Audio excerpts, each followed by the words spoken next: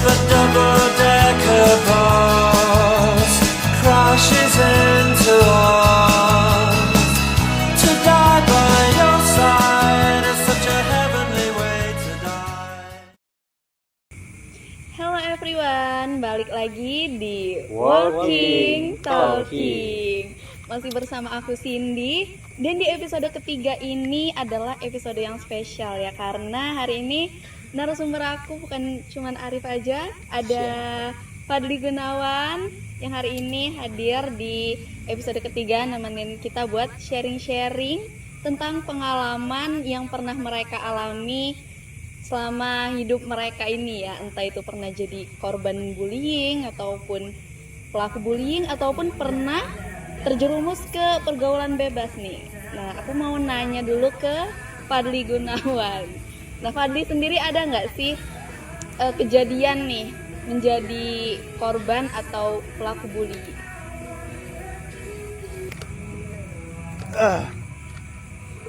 Pembulian, dibully. Mungkin dalam segmen ini aku bakal bercerita, mungkin aku termasuk orang yang nggak pernah dibully ya. Ya mungkin karena aku tuh orangnya tuh bisa fleksibel, bisa ke sana ke sini, jadi aku tuh memanfaatkan kelebihan aku tuh untuk berteman. Tapi pernah aku tuh membuli orang, membuli teman sekolah sendiri. Jadi bukan korban ya, paling Iya, pelaku ya. pelakunya ini Pelaku guys. ternyata, Wah. Dapat kepada Mahadi Dwi Nugraha atas perlakuan saya yang tidak mengenakan pada kelas 3. Akhir-akhir sebelum kita lulus, kamu terpaksa keluar pindah sekolah gara-gara saya. SMA atau SMP? SMA. Wah, Wow. ini Mas siapa namanya tadi? Mahadi Dwi Nugraha. Mahadi.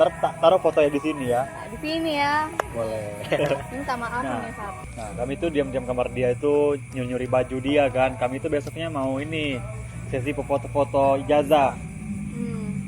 Jadi itu aku punya ide lah. Kami sembunyikan baju-bajunya itu di kamar kami. Jadi jajarin yang nangis deh kan. Allah. Baru kami ketahuan sama guru tuh.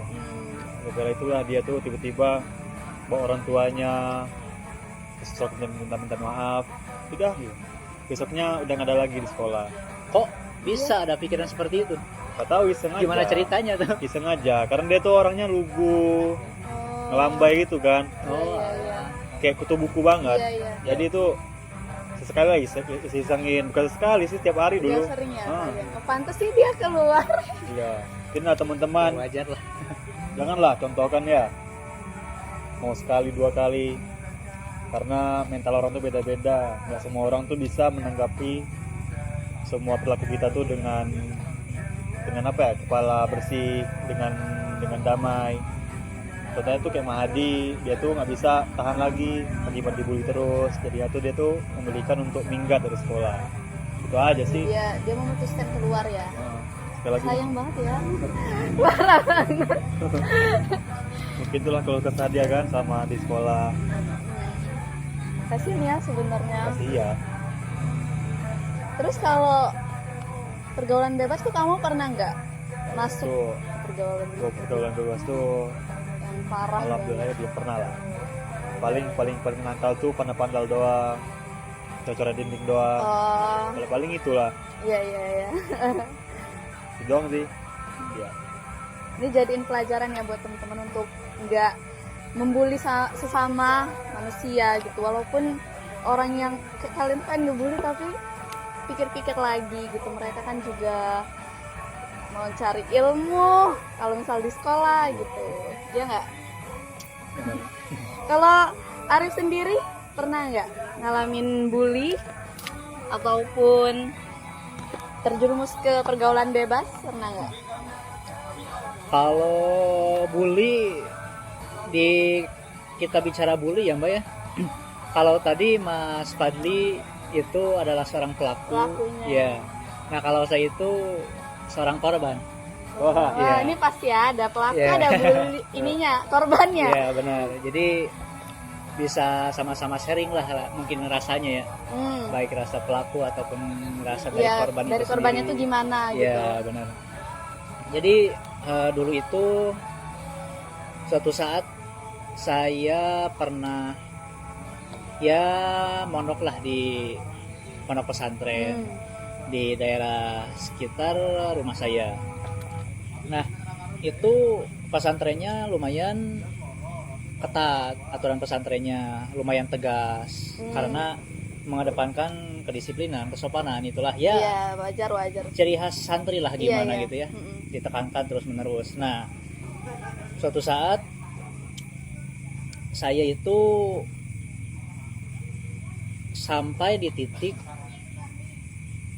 hari ini itu saya merasa dijauhin oleh teman-teman saya.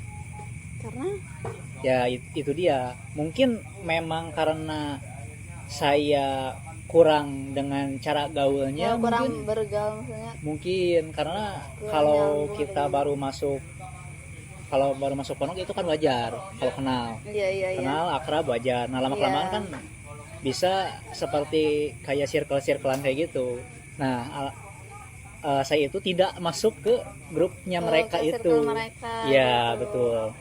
Nah, singkat cerita, seringnya itu di malam hari, Mbak. Di malam Gimana hari, tuh? waktu tidur di asrama, itu kan asrama kita tidur, lampu dimatikan. Nah, pas saya bangun subuh, ternyata ada yang jahil.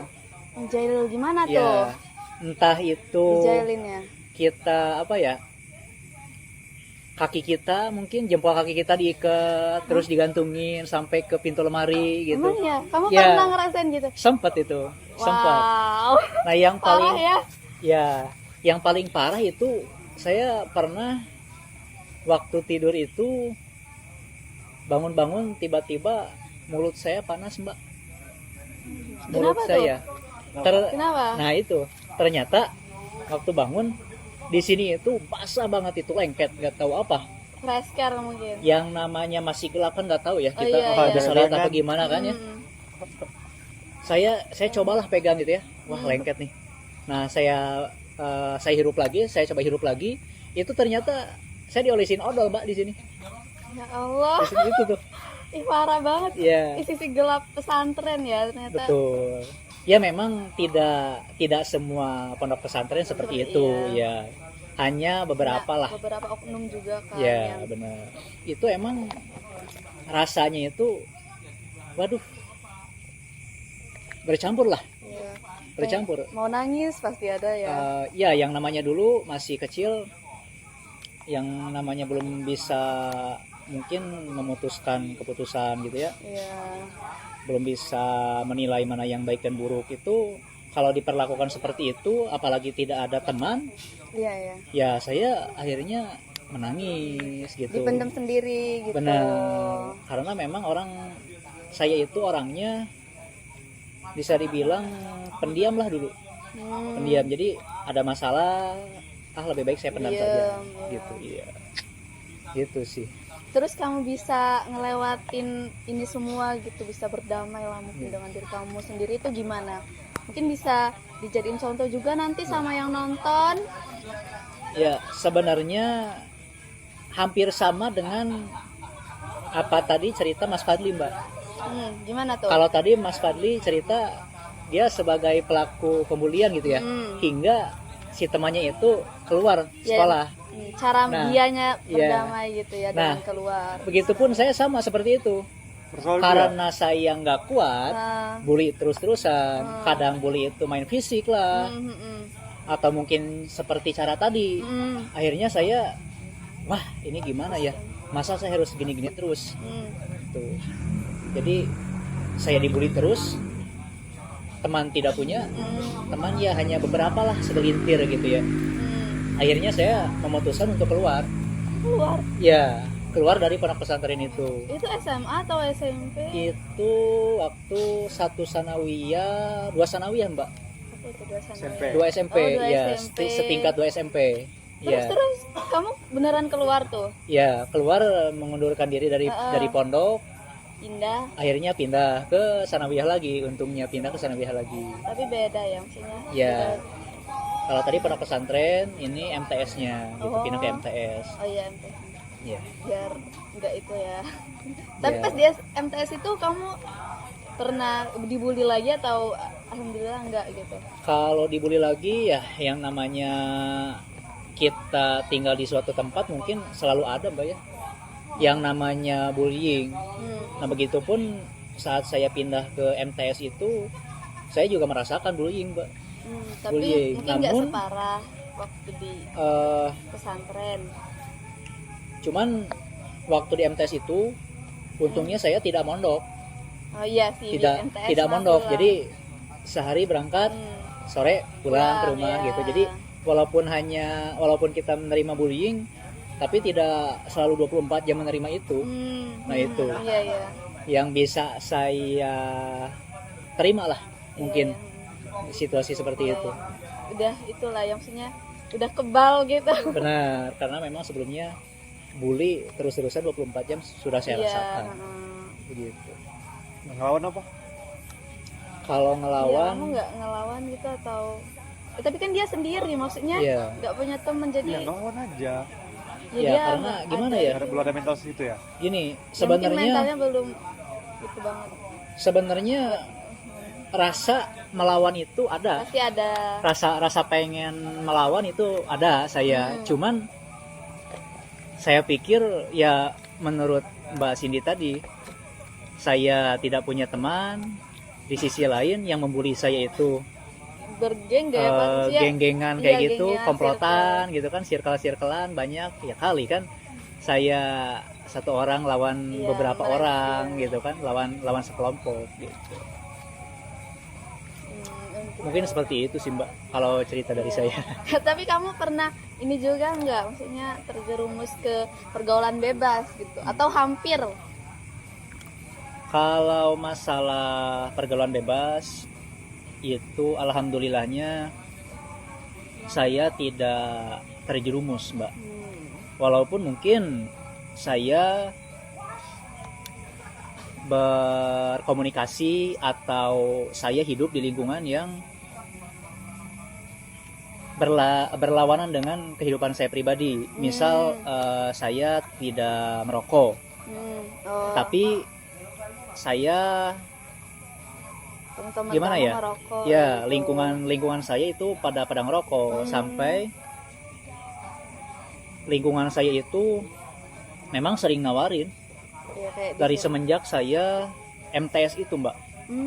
Ayo ngerokok. Iya sih. Tapi kan alhamdulillahnya Imannya ya kuat ya. mindset saya Mindset. sudah saya bentuk gitu. Saya nggak akan ngerokok. Gitu bagaimanapun caranya. Selagi saat masih sekolah. Iya benar. Jadi alhamdulillah gitu. Alhamdulillah, sampai Jadi saat ini. sekeras apapun teman-teman saya menawari saya merokok, alhamdulillah saya tidak terpancing sedikit pun. Nah Gitu. itu pelajaran buat teman-teman ya, harus ini lebih dikuatkan lagi imannya. Harus optimis.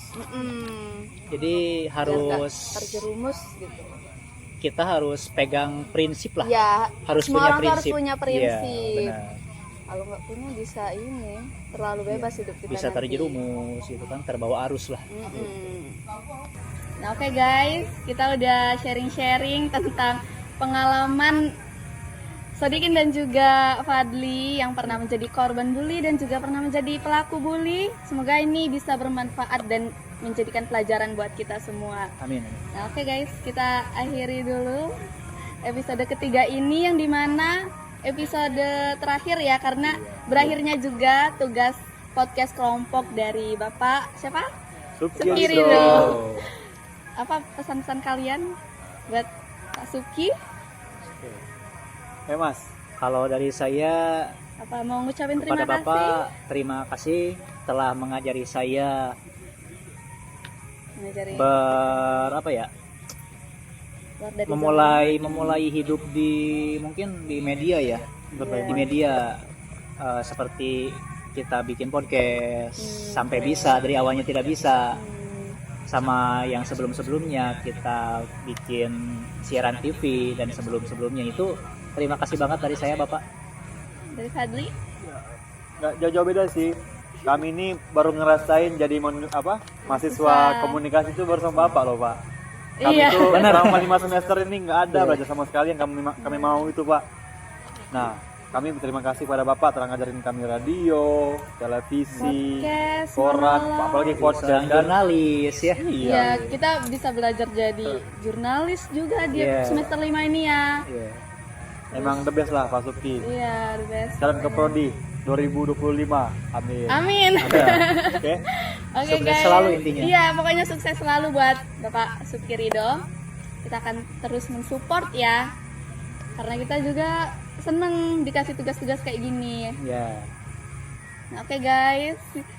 Terima kasih buat yang udah menonton. Jangan lupa like, comment, share, dan subscribe biar nggak ketinggalan project kita selanjutnya. See you next project guys. Bye bye.